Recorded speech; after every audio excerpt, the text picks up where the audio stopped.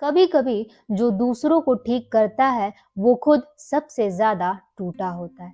नमस्कार, स्वागत है आपका द रीडिंग नूक पर, जहां हम किताबों की गहराइयों में उतरते हैं और उनसे सीखकर अपनी जिंदगी बेहतर बनाते हैं। आज हम चर्चा करने वाले हैं एक ऐसी किताब की जो सीधे दिल को छूती है। Maybe you should talk to someone, जिसे लिखा है लॉरी गॉटलीब ने। लॉरी गॉटलीब की जिंदगी देखने में एकदम संतुलित लगती है। वो एक सफल साइकोथेरेपिस्ट थी, एक प्यारे बेटे की सिंगल माँ। उनका एक प्यार भरा रिश्ता चल रहा था और जिंदगी स्थिर दिखती थी।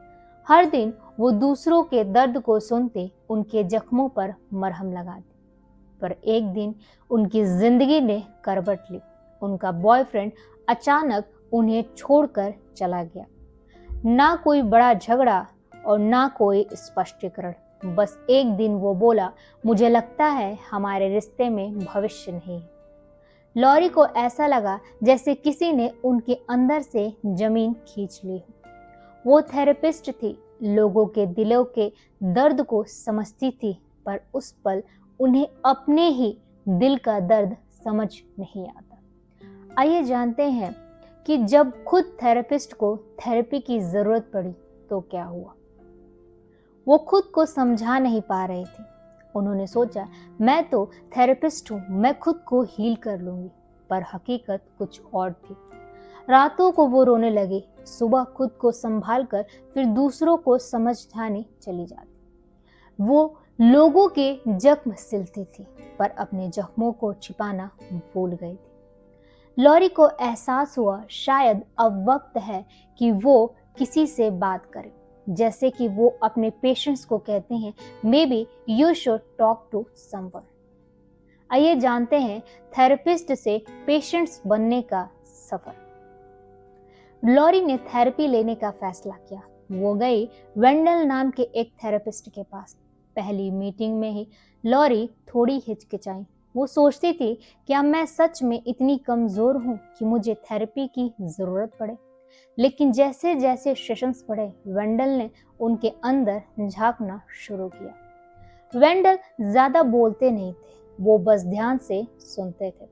और जब लॉरी अपनी बातें बताती, कभी गुस्से में, कभी हंसी में, कभी आंसुओं में, तो वेंडल का हर जवाब उन्हें खुद को मिलवाता था। आइए जानते हैं लॉरी का अंदरूनी सच। धीरे धीरे थेरेपी में लॉरी को एहसास हुआ कि वो सिर्फ ब्रेकअप से दुखी नहीं थी। असल में वो रिजेक्शन से डरती थी। वो हमेशा चाहती थी कि लोग उन्हें पसंद करें, छोड़कर ना जाएं। उनका बचपन सामने आया, जहां उनके माता पिता का रिश्ता भी अस्थिर था। तब से डरने लगी थी, अगर मैं बहुत ज्यादा उम्मीद कर लूं तो कोई मुझे छोड़ देगा। थेरेपी के दौरान वेंडल ने एक दिन उनसे कहा, तुम्हें डर है कि अगर किसी ने तुम्हें छोड़ दिया तो तुम्हारा अस्तित्व खत्म हो जाएगा, पर क्या तुम खुद को इतना कम आंकती हो? ये सुनकर लॉरी की आंखों में आंसू बह निकले, क्योंकि ये सवाल उनके दिल के गहराई तक चला गया था। जिंदगी में कुछ लोग ऐसे मिलते हैं जो हमें हमारा असली चेहरा दिखा देते हैं। जिंदगी में कुछ लोग ऐसे मिलते हैं जो हमें हमारा असली चेहरा दिखा देते हैं। आईना जब सच्चा हो तो दर्द भी जरूरी बन जाता है। आईना जब सच्चा हो तो दर्द भी जरूरी बन जाता है। आइए जानते हैं थेरेपी के जरिए आत्मखोज की शुरुआत। अब लॉरी थेरेपी में खुद को एक्सप्लोर करने लगी। हर हफ्ते का सेशन उनके लिए एक दर्पण था, जहां वो अपने ही डर, अधूरेपन और उम्मीदों को देखती। वो समझने लगी कि कभी कभी हम अपनी कहानी में खुद को हीरो दिखाने की कोशिश में अपनी वल्नरेबिलिटी, अपनी नरमी छिपा लेते हैं। वेंडल ने उन्हें सिखाया कि फीलिंग्स को दबाना स्ट्रेंथ नहीं, वीकनेस है। सच्ची ताकत है अपनी भावनाओं को महसूस करना। इसे हम एक उदाहरण से समझते हैं। एक दिन लॉरी अपने सेशन में रो पड़ी। उन्होंने कहा, वो मुझे बिना कुछ कहे छोड़ गया, उसने तो अलविदा भी नहीं कहा। वेंडल ने धीरे से पूछा, और तुमने अपने आप से अलविदा कहा, उस पुराने रूप से जो अब आगे बढ़ना नहीं चाहता। लॉरी चुप हो गई। उन्हें एहसास हुआ कि वो खुद को छोड़ चुकी थी। यह भाग हमें सबक देता है कि थेरेपिस्ट भी इंसान होते हैं। हर कोई कभी न कभी टूटा हुआ होता है, और सबसे जरूरी बात, हेल्प लेना कमजोरी नहीं, हिम्मत है। लॉरी कहती हैं कि जब हम किसी से बात करते हैं तो हम खुद को सुनना शुरू करते हैं।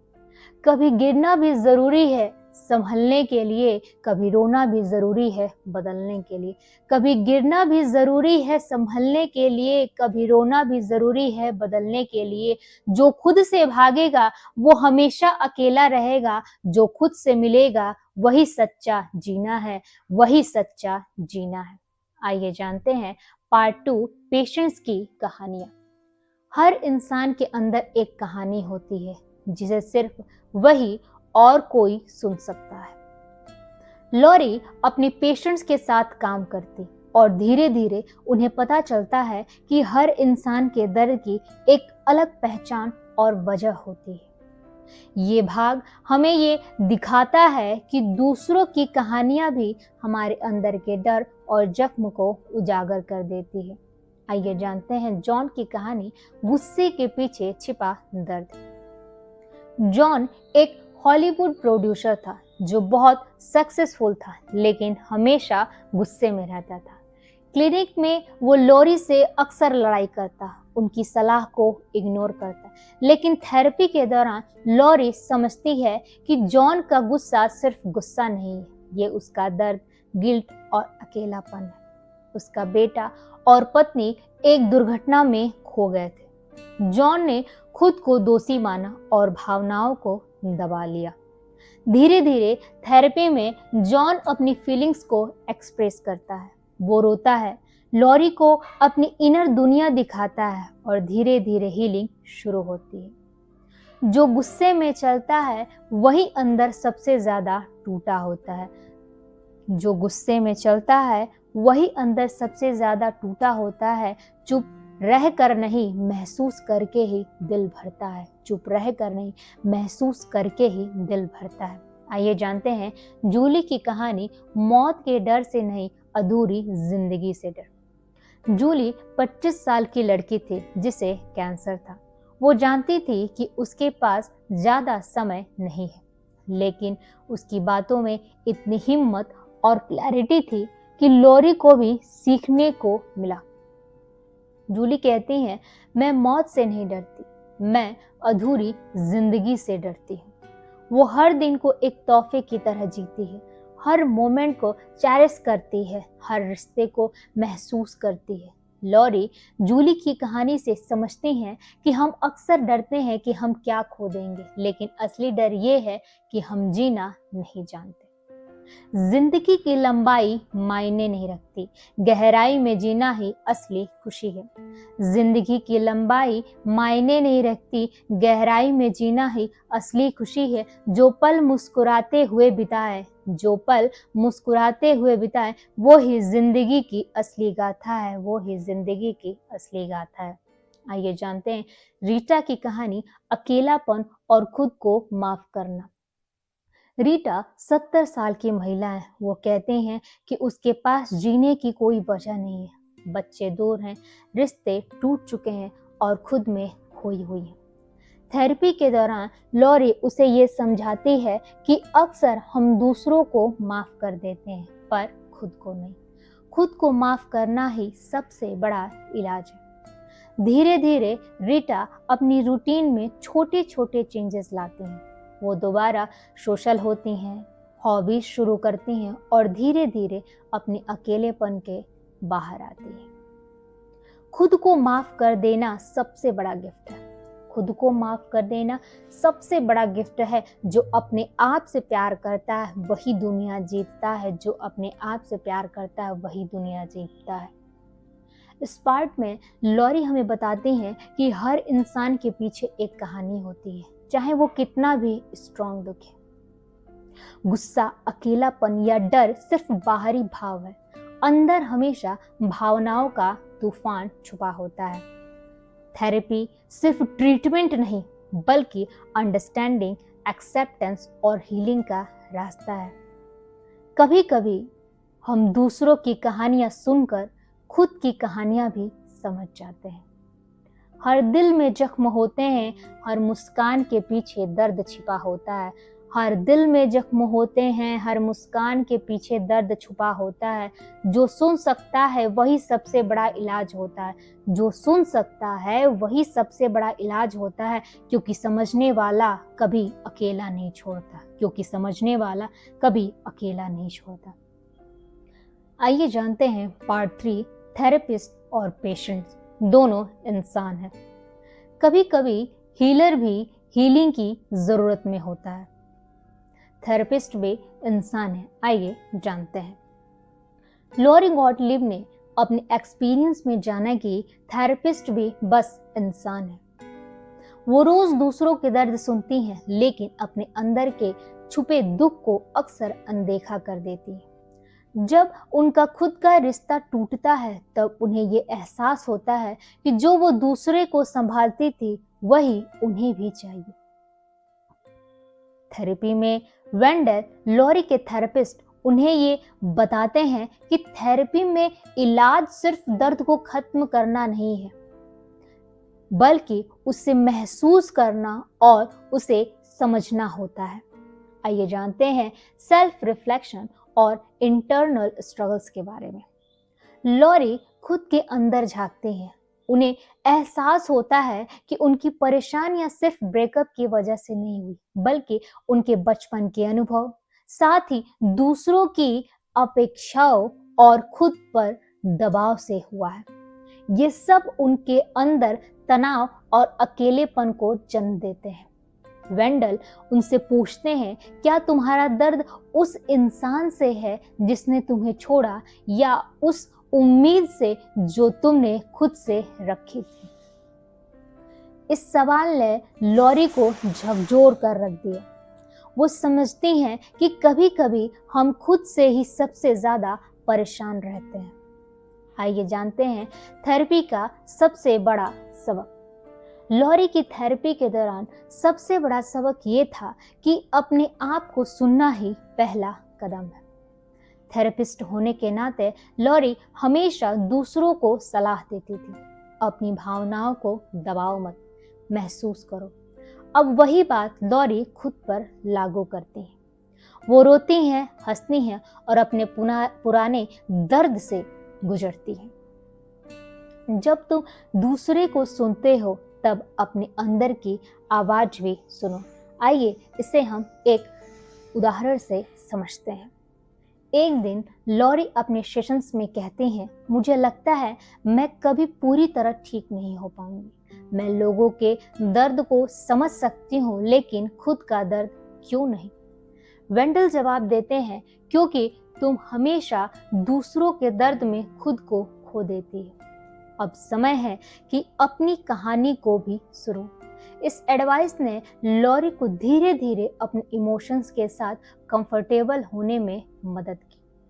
जो दूसरों के जख्मों को भरता रहा अक्सर खुद का दर्द भूल गया। जो दूसरों के जख्मों को भरता रहा अक्सर खुद का दर्द भूल गया। पर जब आईना सामने आया तो अपनी कहानी भी उसने खुद से कह दी। पर जब आईना सामने आया तो अपनी कहानी भी उसने खुद से कह दी। पार्ट 3 से हमें यह सबक मिलता है कि थेरेपिस्ट भी इंसान है, उनकी भी वल्नरेबिलिटी होती है। थेरेपी सिर्फ एडवाइस नहीं बल्कि लिसनिंग, अंडरस्टैंडिंग और एक्सेप्टेंस है। साथ ही कभी कभी दूसरों की मदद करने के लिए सबसे पहले खुद को समझना बहुत जरूरी होता है। हीलर को कभी कभी हीलिंग की जरूरत होती है। कभी कभी जो दूसरों को संभालता है वो खुद सबसे ज्यादा अकेला होता है। कभी कभी जो दूसरों को संभालता है वो खुद सबसे अकेला होता है। जो खुद से मिलता है वही सच्चा मजबूत होता है, वही सच्चा मजबूत होता है। आइए जानते हैं पार्ट 4 अंडरस्टैंडिंग लाइफ, जिंदगी को देखने का नया नजरिया। हर दर्द, हर खुशी, हर अनुभव हमें कुछ सिखाने के लिए आता है। आइए जानते हैं कि लॉरी की ट्रांसफॉर्मेशन जर्नी। लॉरी की पर्सनल ग्रोथ और सेल्फ अवेयरनेस पर फोकस है। अब वो सिर्फ थेरेपिस्ट नहीं, वो खुद भी सीखने वाली हैं।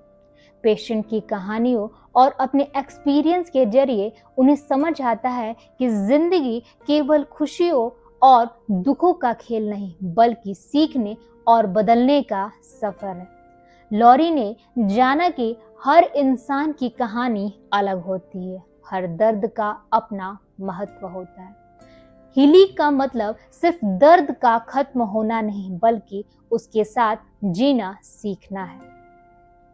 जॉन जो गुस्से में था, उसने लॉरी को सिखाया कि दर्द को दबाना घाव बढ़ाता है, लेकिन उसे महसूस करना ही राहत दिलाता है।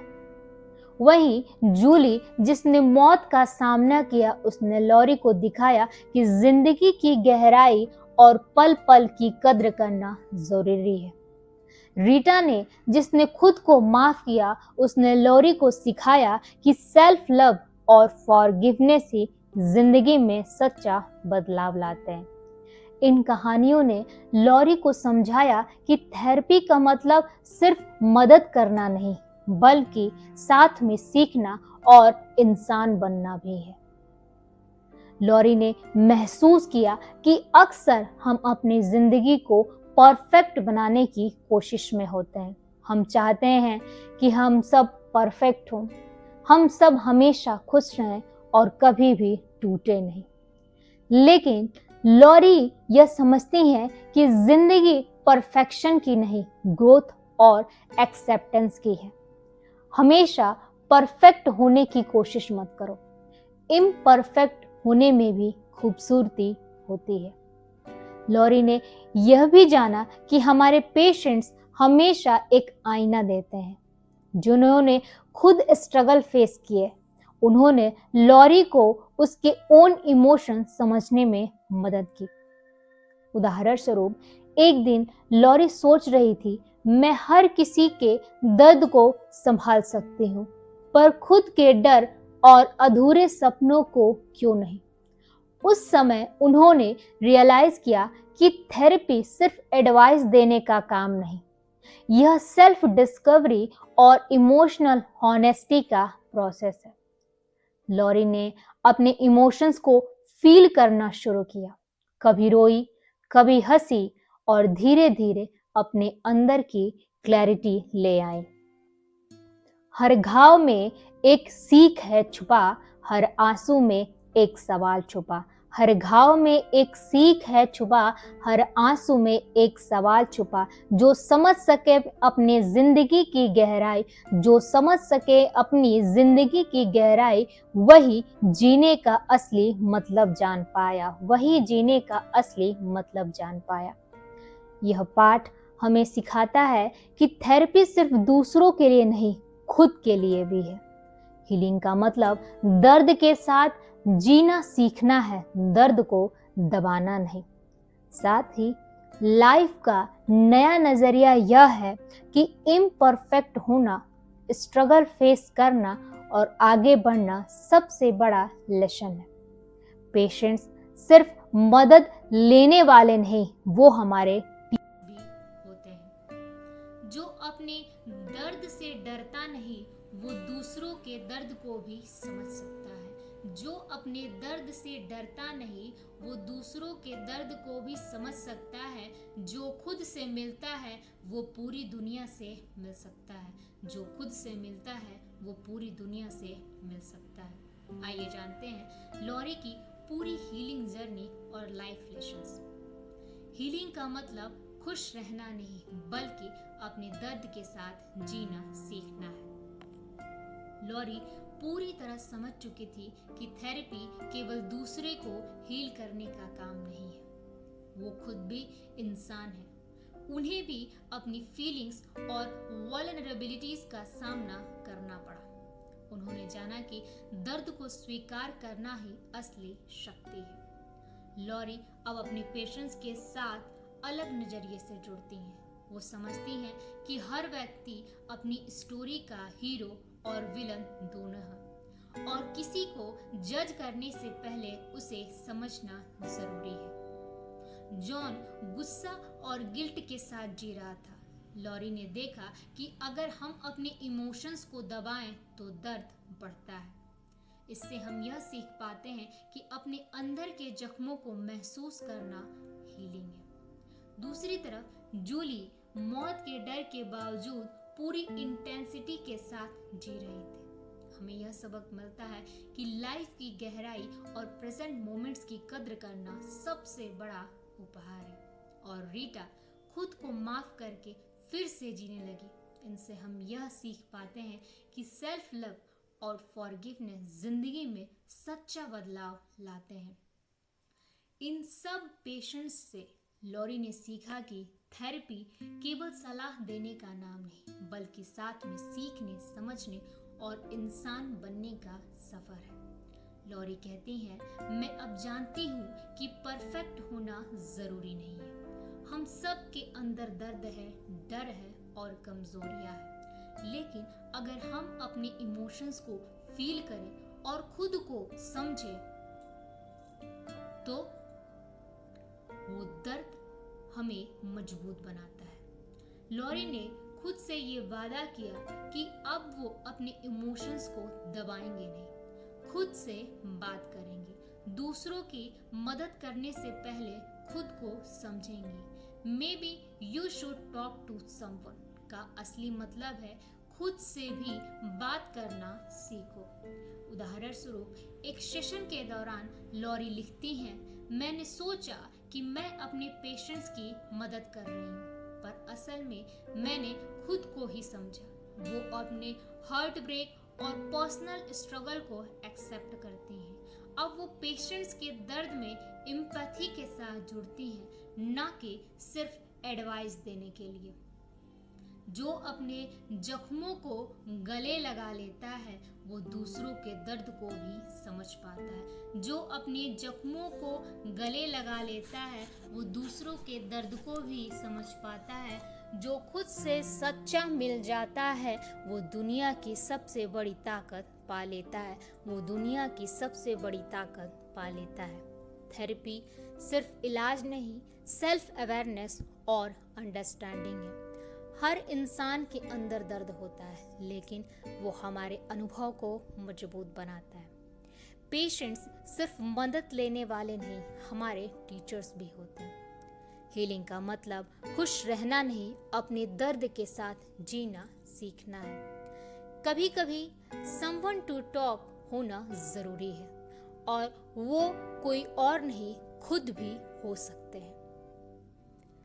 ये थी maybe you should talk to someone की पूरी जर्नी।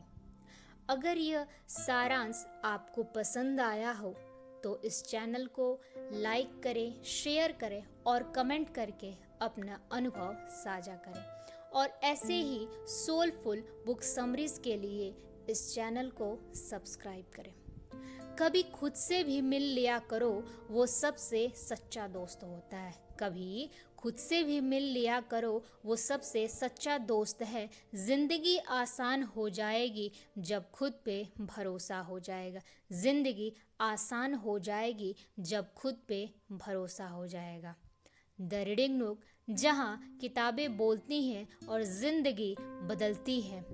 मिलते हैं अगले वीडियो में। धन्यवाद।